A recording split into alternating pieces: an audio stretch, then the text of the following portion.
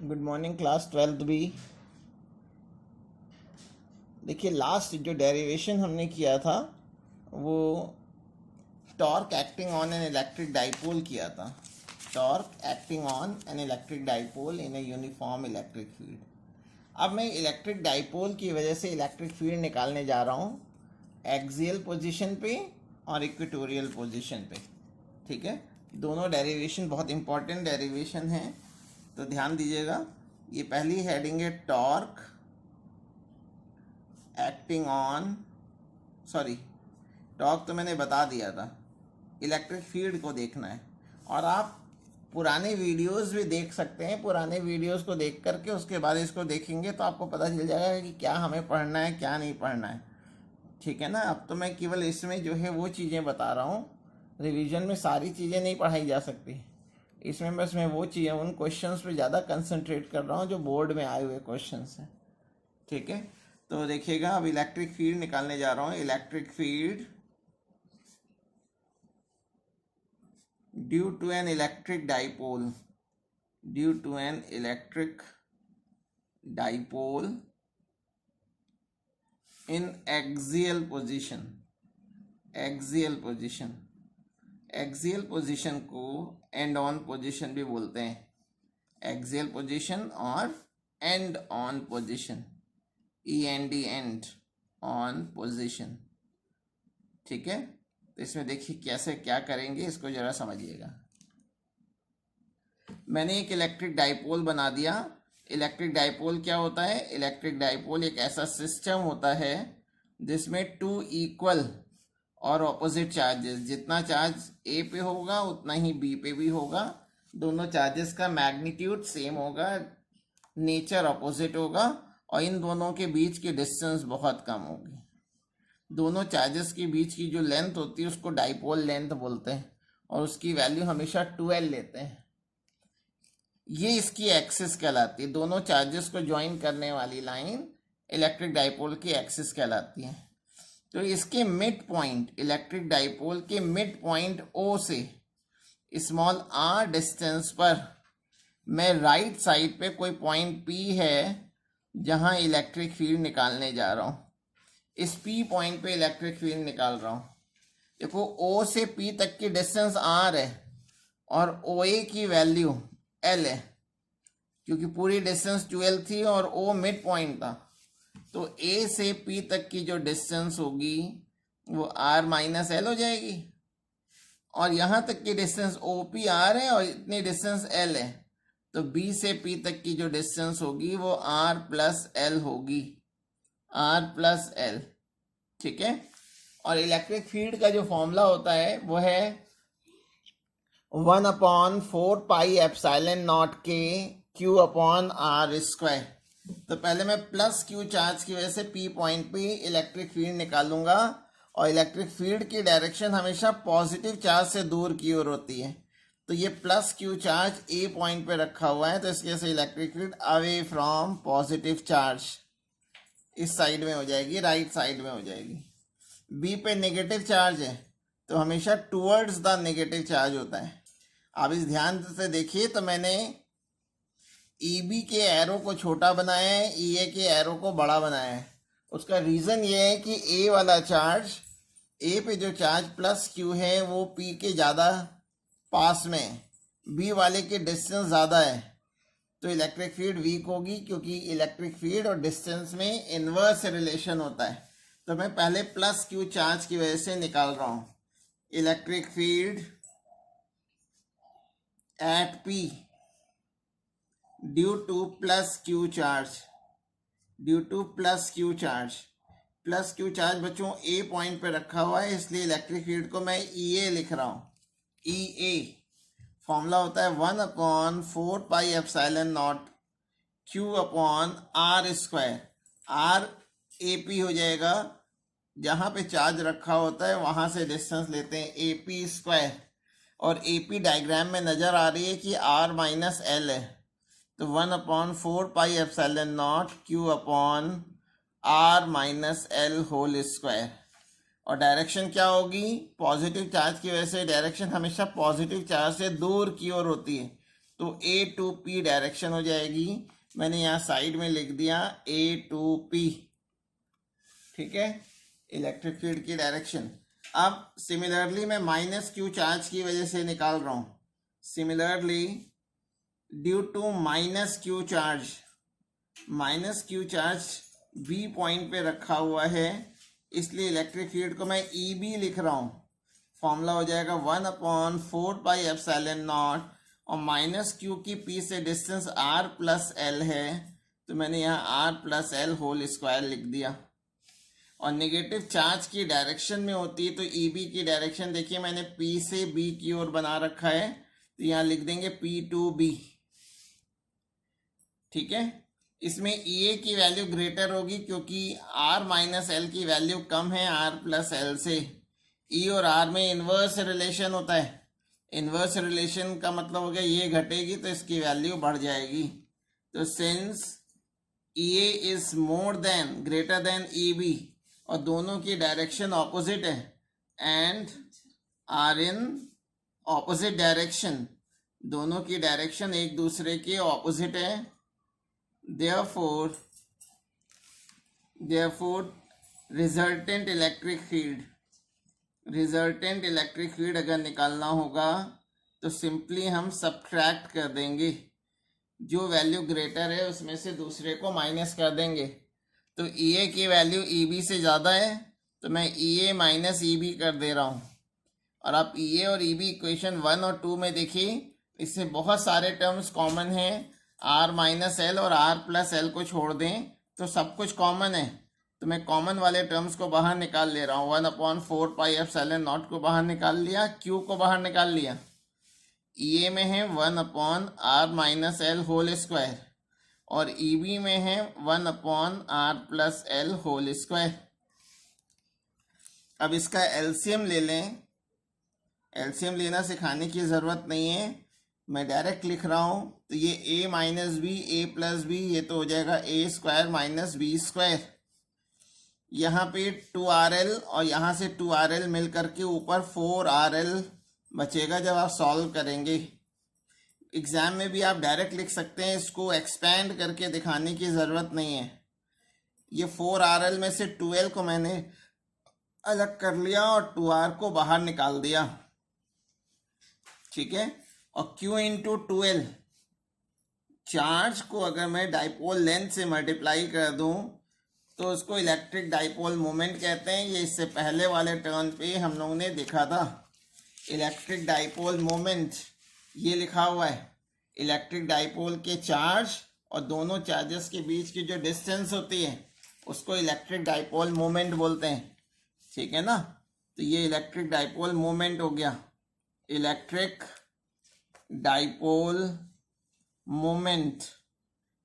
तो अगर मैं वहाँ पे रख दूंगा तो फॉर्मूला जो आ जाएगा E इज इक्वल टू 1/4πε0, ये तो P हो गया, तो P इंटू 2R, तो आप इसको 2PR लिख सकते हैं upon R square minus L square का होल स्क्वायर।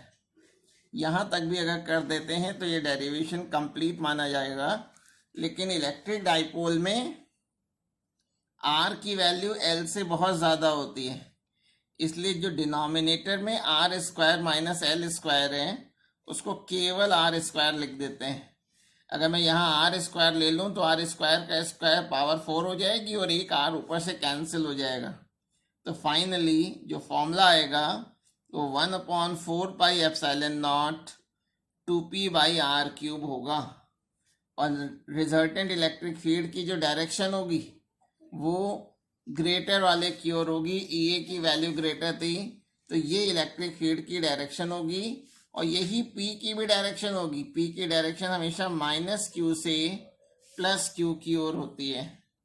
तो अगर वेक्टर फॉर्म में लिखना है तो ई के ऊपर और पी के ऊपर वेक्टर साइन लगा देंगे, ये वेक्टर फॉर्म हो गया।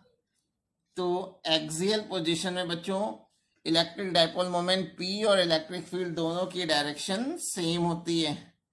तो अगर मैं ई और आर के बीच में ग्राफ प्लॉट करूं, ई और आर के बीच में ग्राफ प्लॉट करूं, तो जब भी इन्वर्सली प्रोपोर्शनल होगा तो ये आपको बताया जा चुका है कि ग्राफ रेक्टेंगुलर हाइपरबोला बनेगा। मोस्ट इम्पॉर्टेंट डेरिवेशंस में से एक है, ये बड़े क्वेश्चंस में आता है।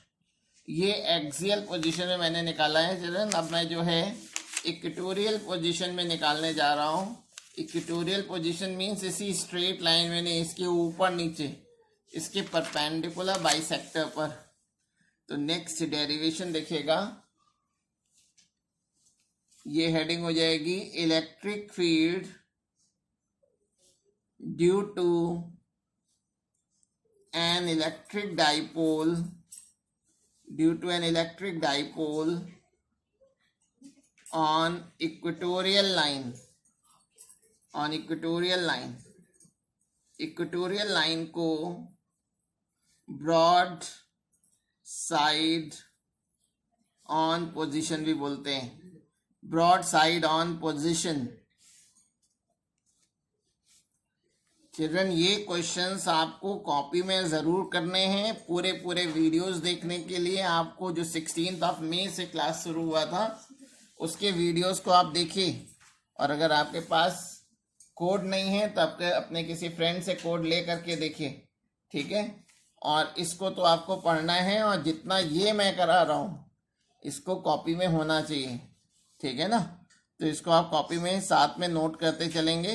जब कभी भी स्कूल खोलेगा 1-2 दिन के अंदर मैं चेक करूंगा ये आपने किया है या नहीं किया है, इसलिए इसको साथ में करना। और वैसे भी आपका बोर्ड एग्जाम है, आपको इतनी बार कहने की मुझे ज़रूरत पड़नी नहीं चाहिए। ये मैंने एक इलेक्ट्रिक डाइपोल दिखा दिया है। इलेक्ट्रिक डाइपोल क्या होता है कि जब दो इक्वल और ऑपोजिट चार्जेस एक दूसरे के बहुत क्लोज रखे होते हैं तो इस सिस्टम को इलेक्ट्रिक डाइपोल बोलते हैं। और इलेक्ट्रिक डाइपोल में चार्जेस के बीच की डिस्टेंस 2L होती है।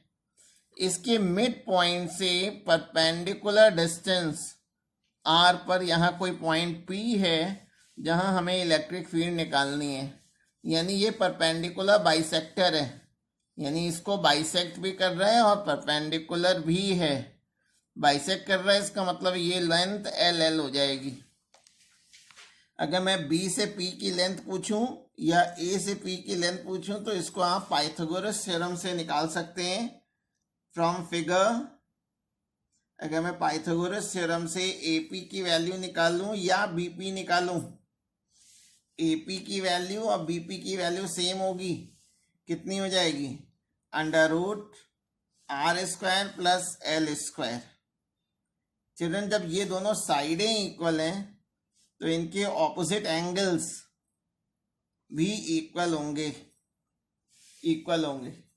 मैंने क्या किया है कि इस AB के पैरेलल एक हॉरिजॉन्टल पैरेलल लाइन एक ड्रॉ कर दी है P पॉइंट पर। अब ध्यान देना बेटा, ये एंगल थीटा है तो ये भी एंगल थीटा होगा ऑल्टरनेट एंगल होने की वजह से। और अगर मैं इसको थोड़ा सा एक्सटेंड कर दूं तो ये अगर एंगल थीटा है तो ये एंगल भी थीटा होगा कॉरस्पॉन्डिंग एंगल होने की वजह से। अब आप देखिएगा प्लस Q चार्ज है तो प्लस Q चार्ज से इलेक्ट्रिक फील्ड हमेशा अवे फ्रॉम पॉजिटिव चार्ज होता है। तो A पे जो चार्ज रखा हुआ है उसकी वजह से इलेक्ट्रिक फील्ड को मैं EA सिंबल से लिख दे रहा हूँ। देखिए ये हेडिंग तक पहुंच गया है लेकिन नज़र आ रहा होगा ये EA लिखा हुआ है। अब इधर माइनस Q चार्ज है, इलेक्ट्रिक फील्ड की direction towards the negative charge होती है, इसलिए माइनस चार्ज की वजह से जो इलेक्ट्रिक फील्ड होगा वो माइनस चार्ज की डायरेक्शन में होगा। प्लस Q चार्ज के से इलेक्ट्रिक फील्ड और प्लस Q चार्ज से दूर की ओर होता है, अवे फ्रॉम पॉजिटिव चार्ज। तो मैं इसको लिखने जा रहा हूँ, electric field at P due two plus Q charge की वजह से मैं इलेक्ट्रिक फील्ड निकाल रहा हूँ। तो plus Q charge A point पे रखा हुआ है, फॉर्मूला होता है 1/4πε0 Q/r², यानी AP का स्क्वायर। और AP की वैल्यू मैं यहाँ से रख दे रहा हूँ। AP की वैल्यू ऊपर से अगर मैं पुट कर दूँ और स्क्वायर करूँगा तो रूट हट जाएगा, फॉर्मूला आएगा 1/4πε0 Q/r² प्लस L²। और डायरेक्शन A to P होगी तो यहाँ इक्वेशन 1 के बगल में लिख देंगे from A to P. Similarly minus Q charge की वजह से भी वैल्यू इतनी होगी। माइनस क्यू चार्ज की वजह से अगर मैं इलेक्ट्रिक फील्ड निकालता हूँ बी पॉइंट पर, पी पॉइंट पर, तो वैल्यू यही हो जाएगी। फॉर्मूला होगा 1/4 pi epsilon naught Q upon B P square, और बी पी की वैल्यू भी ए पी के बराबर है, तो ये भी इतना ही हो जाएगा। बस डायरेक्शन पी टू बी होगा, क्योंकि इलेक्ट्रिक फील्ड की direction towards the negative charge होती है। अब देखिएगा इसमें पी पॉइंट को, जो यहाँ पी पॉइंट है, इसको सेपरेटली बना दिया। ये ई ए की डायरेक्शन है, इधर ई बी है, और यहाँ एक हॉरिजॉन्टल लाइन ड्रॉ करी गई है, ये एंगल थीटा है। तो अगर मैं ई बी को रिजॉल्व करूं, तो जिसके साथ एंगल बनाता है उधर का कंपोनेंट कॉस थीटा, और उसके परपेंडिकुलर डायरेक्शन का कंपोनेंट साइन थीटा। सिमिलरली ये वाला भी एंगल, ये भी थीटा है। तब मैं ई ए को भी रिजॉल्व करूं, तो इधर की ओर तो हो जाएगा ई ए कॉस थीटा, और ई ए कॉस के परपेंडिकुलर ई ए साइन थीटा होगा। तो ई ए और ई बी की वैल्यू हम देख सकते हैं इक्वेशन 1 एंड 2 से। From 1 and 2 E A equal है ई बी के, ई ए की वैल्यू ई बी के इक्वल है। तो जो ये वर्टिकल कंपोनेंट्स हैं ये तो कैंसिल हो जाएंगे। सो ऑन रिजॉल्विंग, जब मैं रिजॉल्व कर लूंगा, on resolving E A and E B, अगर मैं रिजल्टेंट इलेक्ट्रिक फील्ड कहूं, रिजल्टेंट इलेक्ट्रिक फील्ड, तो वो क्या होगा, ये दोनों तो कैंसिल हो गए, ये हो जाएगा e b cos theta plus e a cos theta. और इक्वेशन 1 और 2 से हम देख रहे हैं कि ई ए ई बी के इक्वल है, तो मैं ई बी की जगह भी ई ए पुट कर दे रहा हूं। तो ई a cos theta plus e a cos theta, तो ये हो गया 2EA कॉस थीटा। अब EA की वैल्यू और कॉस थीटा की वैल्यू मैं पुट कर रहा हूं। EA की वैल्यू इक्वेशन 1 से रख दे रहा हूं। इक्वेशन 1 से EA की वैल्यू थी 1/4 pi epsilon naught Q upon R square plus L square. और अगर मैं कॉस थीटा के लिए यहाँ एक छोटा सा ट्राइंगल बना लूँ, ये ए वाला पॉइंट है, ये ओ है, ये पी है, ये डिस्टेंस आर, ये एल, और पाइथागोरस थ्योरम से इसकी value R square plus L square. तो कॉस थीटा क्या हो जाएगा, बेस अपॉन हाइपोटेन्यूज, यानी L upon under root R square plus L square. ये 2QL इलेक्ट्रिक डाइपोल मोमेंट होता है, तो ये 2QL को तो मैं लिख दूंगा small p, electric dipole moment, और ये R square plus L square की पावर 1 है और यहाँ पावर हाफ है, तो 1 प्लस हाफ 3/2 हो जाएगा। तो 1/4 pi epsilon naught p upon R square plus L square to the power 3/2। अगर आप यहाँ तक कर आते हैं तो ये कंप्लीट है, लेकिन इसमें एक स्टेप और कर लेते हैं कि इलेक्ट्रिक डाइपोल में जो L की वैल्यू होती है वो बहुत कम होती है R के कंपैरेटिवली। तो यहाँ पे लिख दे रहे हैं कि since R is much much greater than L, therefore R square plus L square को आप केवल आर स्क्वायर लिख देंगे। तो अगर मैं रख दूं तो आप देखिए क्या आएगा, 1/4 pi epsilon naught p upon R square to the power 3/2। तो 2 तो कैंसिल हो गया, तो E इज इक्वल टू आ गया 1/4 pi epsilon naught p by R cube. Axial position में अभी निकाला था तो वहां 2p बाई आर क्यूब आया था, और इक्वेटोरियल पोजीशन में p बाई आर क्यूब। अच्छा, अब डायरेक्शन देखिएगा, EA और EB के बीच में ये रिजल्टेंट इलेक्ट्रिक फील्ड की ये डायरेक्शन होगी, ये इलेक्ट्रिक फील्ड की डायरेक्शन होगी, और इलेक्ट्रिक डाइपोल मोमेंट की डायरेक्शन होती है माइनस क्यू से प्लस क्यू की डायरेक्शन में, minus Q two plus Q. तो आप देख सकते हो कि इक्वेटोरियल पोजीशन में ई और पी की डायरेक्शन सेम नहीं होती है, एक दूसरे के ऑपोजिट होती है। तो वेक्टर फॉर्म में जब लिखेंगे तो इन वेक्टर फॉर्म ऑपोजिट होती है एक दूसरे के, इसलिए माइनस साइन लगा देते हैं। तो vector E is equal to, आगे माइनस साइन लगा दिया है क्योंकि P की डायरेक्शन E के ऑपोजिट होती है। तो ये वेक्टर फॉर्म हो गया चिल्ड्रन, ठीक है। तो यहाँ से एक्सियल पोजीशन में हम लोग ने जो निकाला था वो निकाला था 2p/r³, और इक्वेटोरियल पोजीशन में अभी निकाला है p/r³। तो अगर मैं आपसे कहूँ कि दोनों में क्या रिलेशन है, रिलेशन बिटवीन ई एक्सियल यानी एक्सियल पोजीशन में जो इलेक्ट्रिक फील्ड निकाला है, और इक्वेटोरियल पोजीशन में जो इलेक्ट्रिक फील्ड निकाला है, इन दोनों में क्या रिलेशन है। तो एक्सियल में 2p/r³ था, यहाँ p/r³। तो ई एक्सियल की जो वैल्यू होगी बेटा वो होगी 1/4πε0 2p/r³ थी, और ई इक्वेटोरियल की भी हम लोगों ने अभी वैल्यू निकाली है -1/4πε0 p/r³। अगर इन दोनों को डिवाइड कर दें, इक्वेशन 1 को इक्वेशन 2 से डिवाइड कर दें, तो ई एक्सियल इज इक्वल टू आ जाएगा ई एक्सियल अपॉन ई इक्वेटोरियल, तो -2 बचेगा, बाकी सब कैंसिल। तो ई एक्सियल की वैल्यू आ गई -2 टाइम्स ऑफ ई इक्वेटोरियल। अगर वेक्टर फॉर्म में भी लिखना है तो आप इस पर वेक्टर भी लगा सकते हैं, वेक्टर लगा सकते हैं, और लगाना भी चाहिए, क्योंकि मैंने राइट हैंड साइड में वेक्टर लगाए हैं और लेफ्ट हैंड साइड में नहीं लगाते तो गलत भी है, ठीक है। या तो कहीं मत लगाइए, और अगर लगाना है तो सही लगाएंगे। तो ये जो है एक्सियल और इक्वेटोरियल पोजीशन में इलेक्ट्रिक फील्ड हो गया, ठीक है। तो हम लोग ने इस लेसन में आपको 3 डेरिवेशंस बताए हैं अभी तक, तीनों ही इंपॉर्टेंट है। एक्सियल पोजीशन में इलेक्ट्रिक फील्ड, इक्वेटोरियल पोजीशन में इलेक्ट्रिक फील्ड, और torque acting on an electric dipole, ठीक है। अब नेक्स्ट वीडियो में हम लोग गॉस थ्योरम देखेंगे और गॉस थ्योरम का प्रूफ देखेंगे। उसमें आपको उससे पहले एक बार वीडियो देखने पड़ेंगे जो पहले भेजे गए हैं।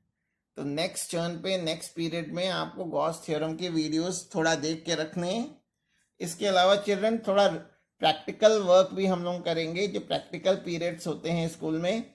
तो मैं आपको कुछ फ़ोटो भेजूंगा, और उसको एक कॉपी मैंने यहाँ तैयार करी हुई है, प्रैक्टिकल कॉपी, उसी से प्रैक्टिकल आपको भेजेंगे, और वो आपको वैसे ही लिखने हैं, रीडिंग्स नहीं लिखनी है, रीडिंग्स नहीं लिखनी है। मैं आपको कॉपी एक दिखा देता हूँ।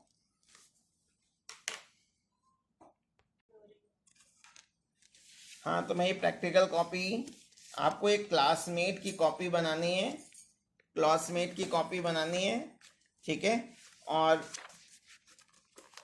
अभी इस समय चूँकि लॉकडाउन चल रहा है तो आपको बुक्स नहीं मिल पाएंगी, तो मैं इसी को ही फ़ोटो क्लिक करके भेजूंगा। कुछ फ़ोटो प्रैक्टिकल्स इस बार कुछ कम हो गए हैं, तो इस कॉपी की जो है, ये मैंने सुजल की कॉपी तैयार कराई है, तो सुजल की कॉपी से ही मैं आपको भेज दूंगा, ठीक है। तो देखिए इसमें एक्सपेरिमेंट नंबर 1 जो है, यहाँ टू डिटर्मिन, लास्ट ईयर तक था प्रैक्टिकल रेजिस्टेंस फाइंड आउट करना, इस बार स्पेसिफिक रेजिस्टेंस है।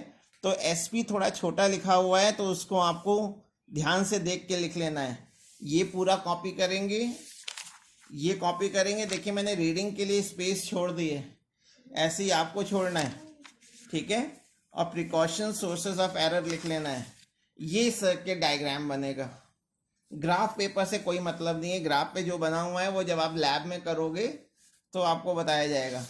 इसी तरह एक्सपेरिमेंट 2 भी आपको नोट करना है। लेफ्ट साइड में सर्किट डायग्राम बनने हैं। जो मैं फोटो आपको भेजूंगा उसको आपको कंप्लीट करना है। 8 प्रैक्टिकल्स हैं। 8 प्रैक्टिकल्स के लिए 15 डेज का मैं टाइम आपको दूंगा। 15 डेज में ये कॉपी कंप्लीट करनी है।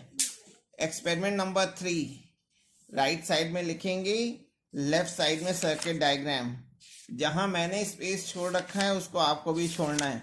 इसी तरह एक्सपेरिमेंट 4 है, एक्सपेरिमेंट 4 की स्पेस छोड़ेंगे। 5 है, 6 है, जहां जहां मैंने स्पेस छोड़ रखा है उसको आप भी छोड़ेंगे। एक्सपेरिमेंट 7 है और लास्ट प्रैक्टिकल है एक्सपेरिमेंट 8। अभी तक 14 प्रैक्टिकल थे, लॉकडाउन की वजह से कुछ सिलेबस कम किया गया है 30%, तो उसी में प्रैक्टिकल भी कुछ कम कर दिए गए हैं। ठीक है, आप क्लासमेट की कॉपी बनाएंगे, लेकिन अगर सपोज कीजिए कि आपने ये सरस्वती की या फिर रोहित प्रैक्टिकल कॉपी खरीद रखी है तो आप उसी में लिखेंगे।